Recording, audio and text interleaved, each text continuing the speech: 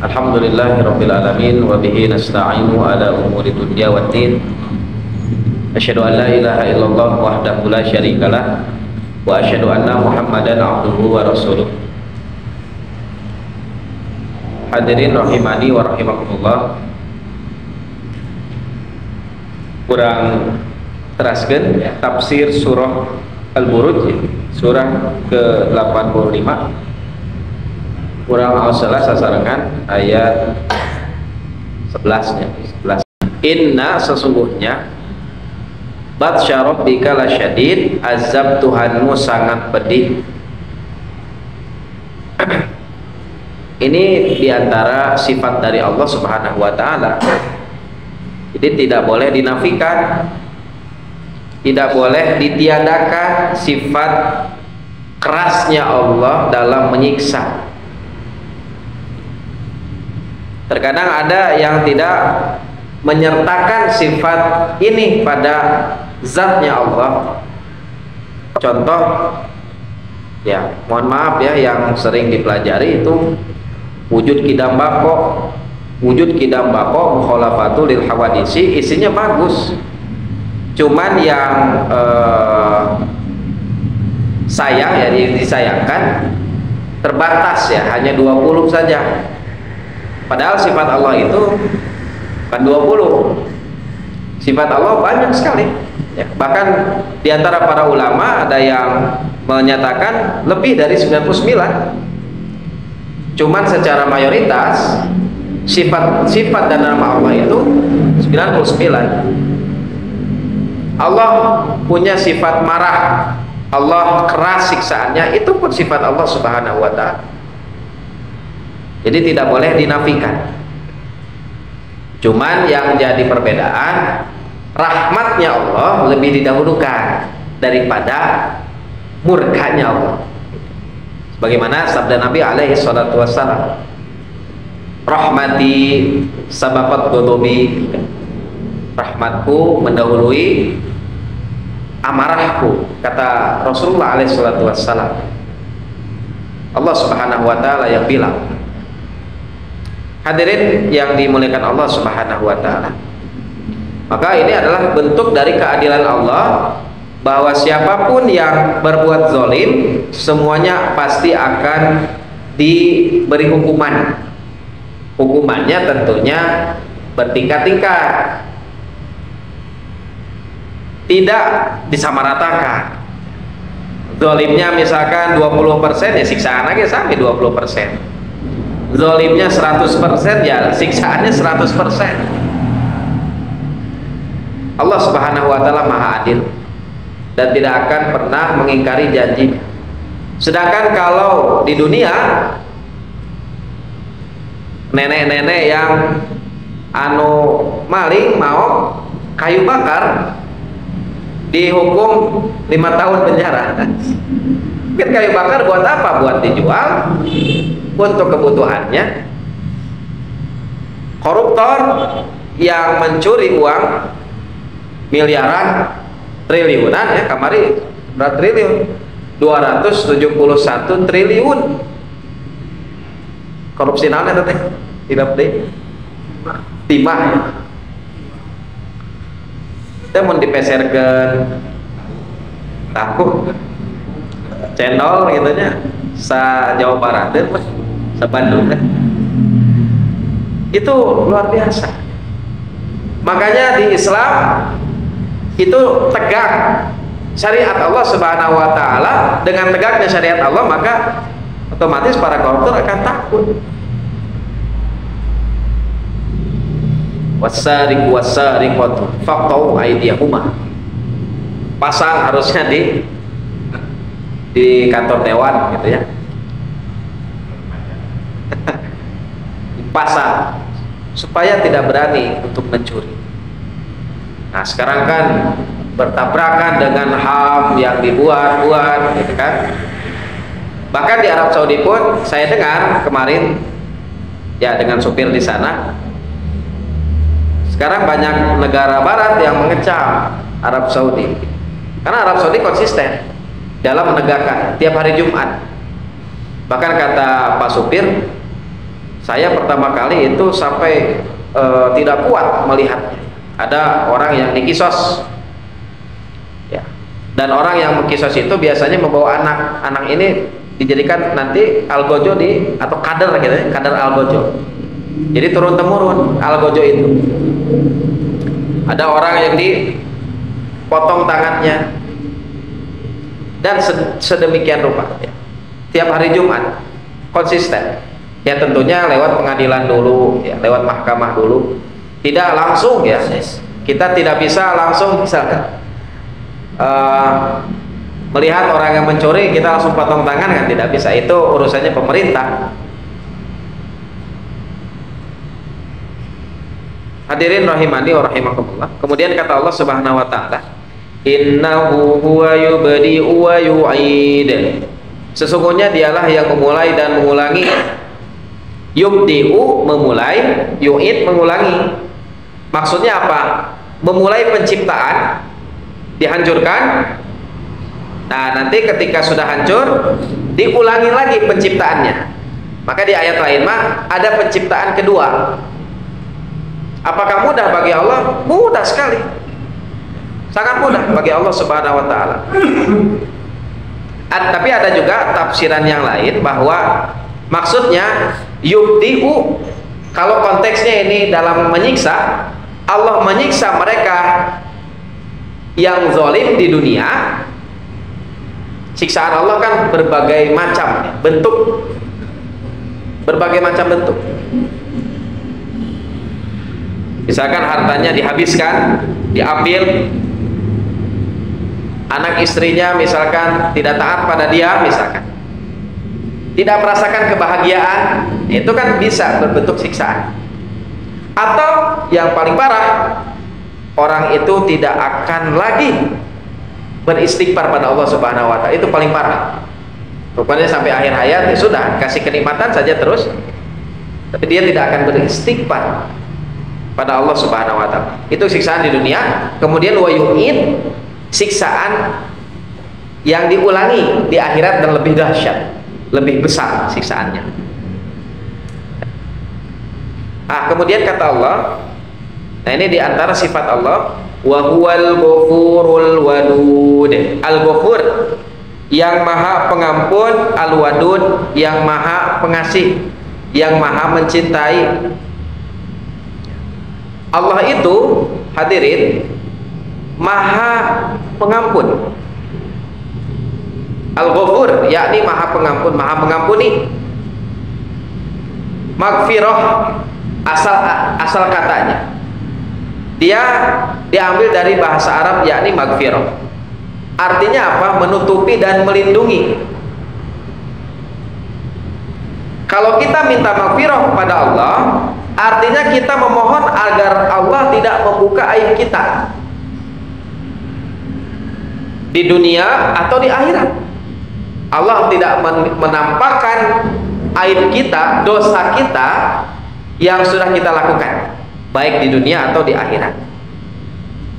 Makanya ketika kita berdoa astagfirullah wa atubu ilaih, kita minta ampun, doa ini adalah mencakup taubat dan maghfirah.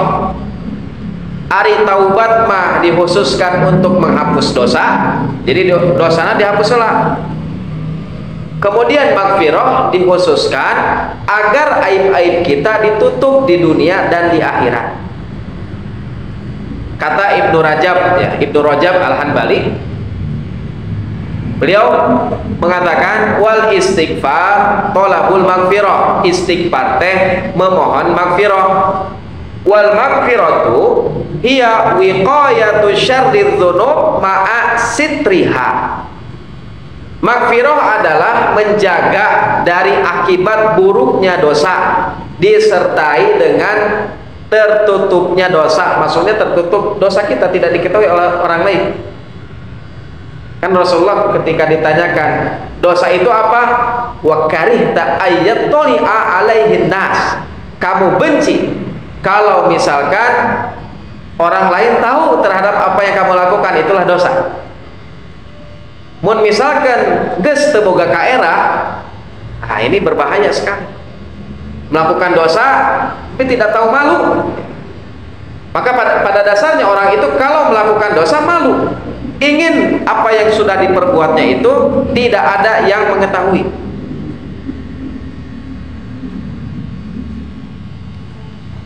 Kalau kata Ibnul Qayyim, thalabul maghfirah minallah, yakni memohon maghfirah dari Allah, wa huwa mahwudz dzanbi, yakni terhapusnya dosa, wa izalatu atharihi, dan menghilangkan dampak atau bekas dosa tersebut, wa wiqayatu syarrihi, serta perlindungan dari buruknya dosa tersebut. Itu kata Ibnul Qayyim. Makanya dalam Syiarul A'lamin Nubala ya, dikatakan oleh Muhammad bin Wasi', "Lau kana lidzunubi rihun ma jalasa ilayya ahad." Kalau seandainya dosa-dosa itu ada baunya, misalkan orang melakukan dosa itu berdampak pada bau, misalkan ya bau badan, maka niscaya tidak ada seorang pun yang mau duduk dengan kita, ya, atau denganku. Mun misalkan dosa ditampakkannya itu bau, ya, berbau, saya tidak akan ada orang yang mau duduk dengan kita. Kenapa kita sekarang nyaman gitu ya, beraktivitas ya, padahal dosa orang itu gede misalkan. Ngan no apal teh Allah wae unggul. Batur mata apal. Karena itulah rahmatnya Allah. Allah menutup aib-aib kita.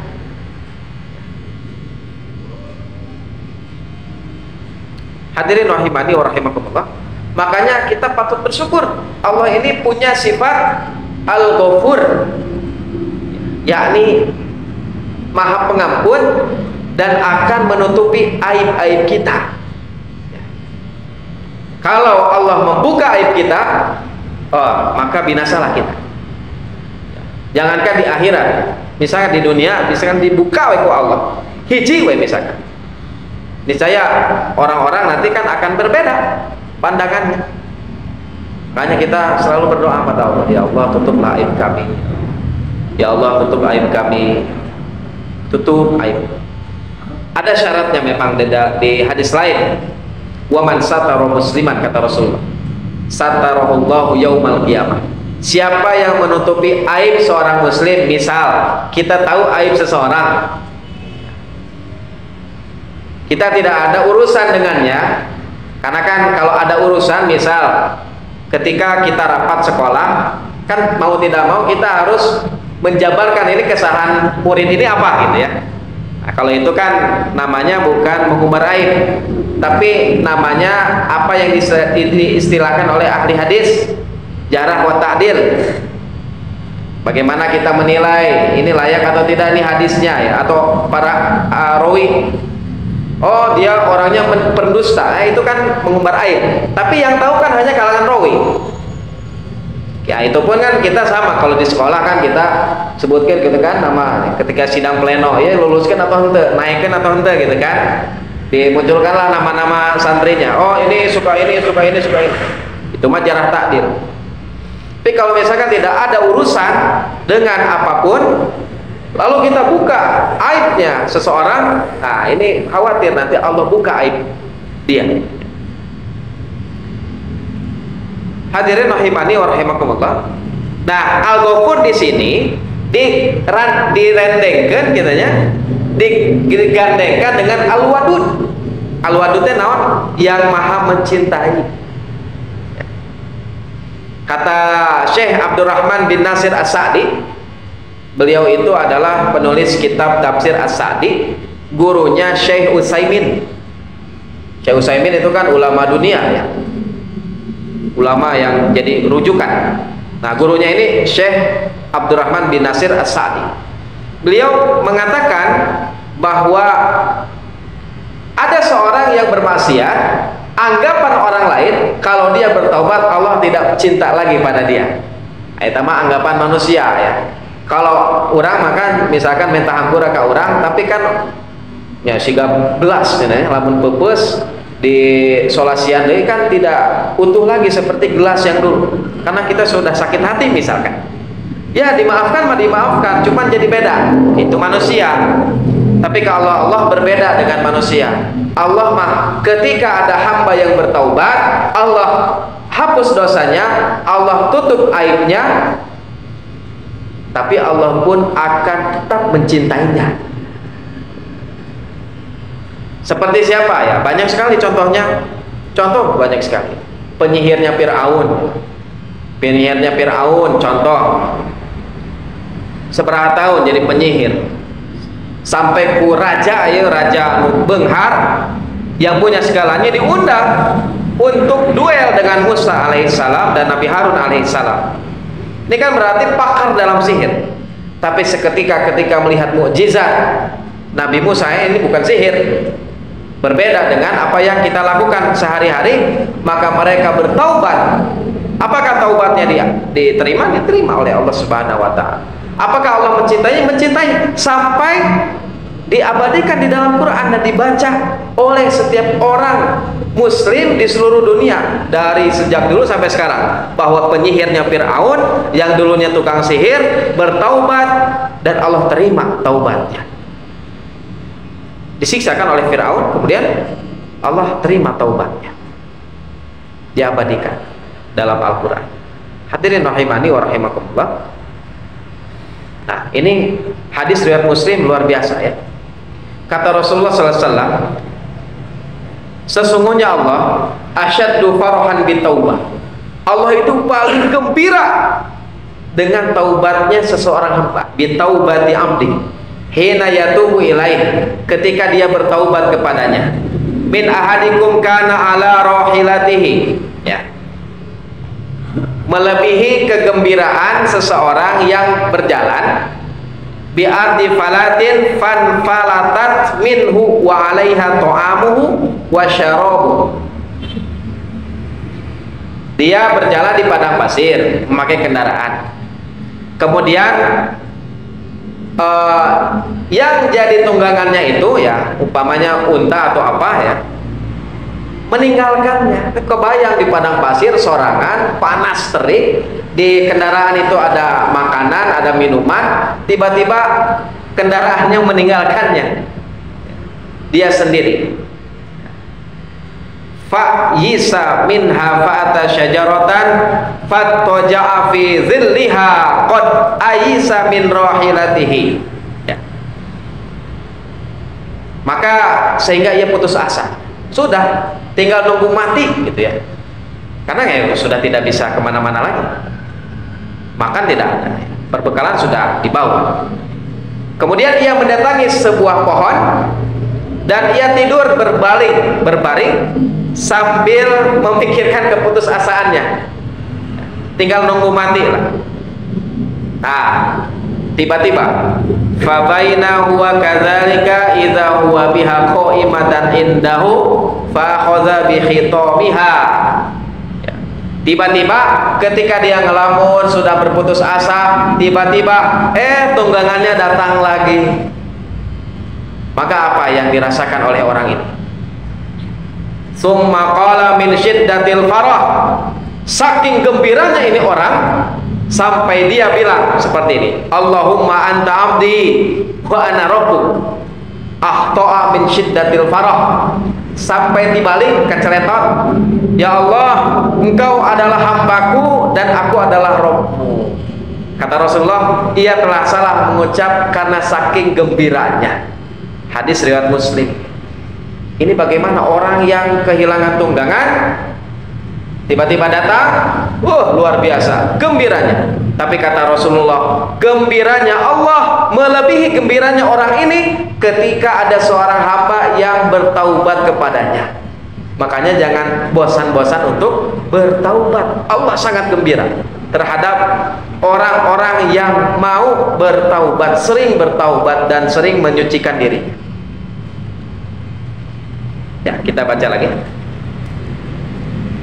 ayat 15.